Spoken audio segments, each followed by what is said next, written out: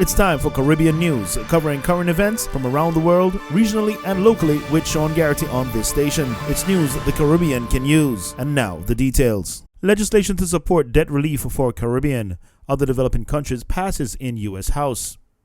A bill to support debt relief for Caribbean and other developing countries has passed in the U.S. House of Representatives.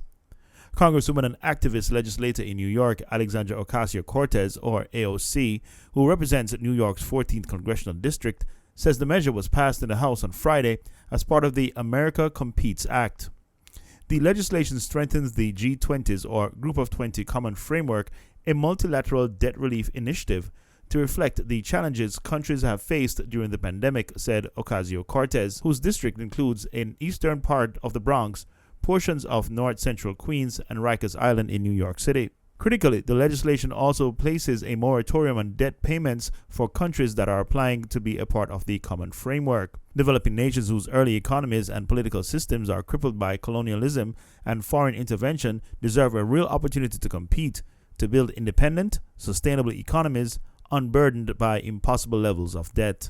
The World Bank has warned of a significant 12% increase in the debt burden of developing countries to a record US $860 billion in view of the COVID-19 pandemic, called for expeditious efforts to reduce debt levels. Pardon Marcus Garvey Petition on the road again. Marcus Mosiah Garvey, Jamaica's first national hero, is again on the petition journey. On February 1st, activists created a new petition to get President Joe Biden to posthumously pardon the hero of an unjust, flawed, and dubious conviction for mail fraud almost a century ago. The latest move to have the most notable name associated with global rights for black people started in December, when descendants of Garvey began pressing President Biden for pardon.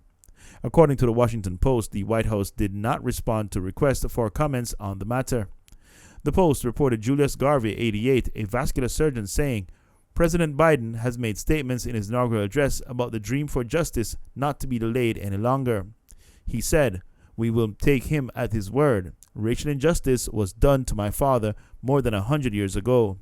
He committed no crime. What he was trying to do was elevate the status of African Americans and Africans across the world." Now, the website justiceforgarvey.org seeks 100,000 signatures to take to President Biden. A national coalition of African American booksellers and independent black publishers teamed up with the Caribbean American Political Action Committee in a global competition calling for the exoneration of Marcus Garvey. In entertainment, reggae legend John Holt goes gold in the UK.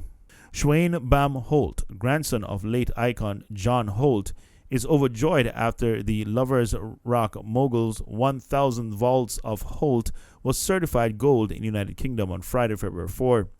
According to the British phonographic industry, the BPI, 1,000 volts of Holt was issued the Brit Certified Gold Award after it sold more than 100,000 copies in the UK as measured by the official charts company. This accomplishment gives a great feeling to see that the fans around the world still keep his music alive as well as his name, Bam told Dancehall Mag in an interview.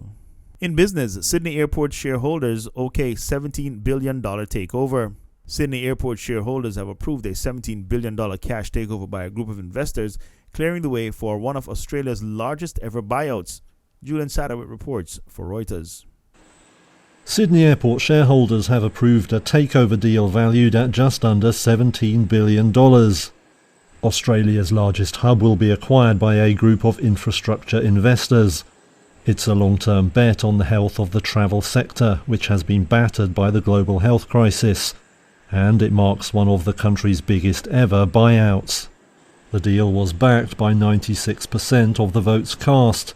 However, the 4% opposed accounted for over a fifth of all shareholders, with many retail investors against the deal. Some were angry that Sydney Airport shares will be delisted, saying they want to retain an investment in the firm. In 2021, the hub's domestic traffic fell 74% from pre-crisis levels. Now it also faces looming competition, with the new Western Sydney Airport due to open in 2026. In sports, Richard Pandohie named the patron of the 49th Carifta Games. Separate Group of Companies Chief Executive Officer Richard Pandohie has joined the Local Organizing Committee, or LOC, for Carifta 49 as patron. As patron, Pandohie will act as the key spokesperson for the event and will use his traditional and social media platforms to promote the games.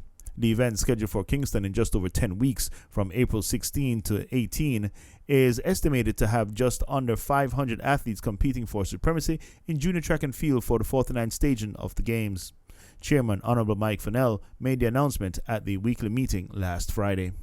And your weather forecast in Palm Beach: a 20% chance of showers after 3 p.m., mostly sunny with a high near 78, calm winds becoming southwest around 5 miles per hour in the afternoon. And later on at night, a 20% chance of showers, mostly cloudy with a low around 63, south winds around 6 miles becoming calm. While in Fort Lauderdale, the 20% chance of showers after 3 p.m. Mostly sunny with a high near 79, calm winds becoming south 5 to 7 miles per hour. And at night, partly cloudy with a low around 65, southeast winds around 6 miles per hour becoming calm. And that was the news, entertainment, and sports with Sean Garrity. Be sure to stay tuned to this station for more news from around the world, locally, and the Caribbean.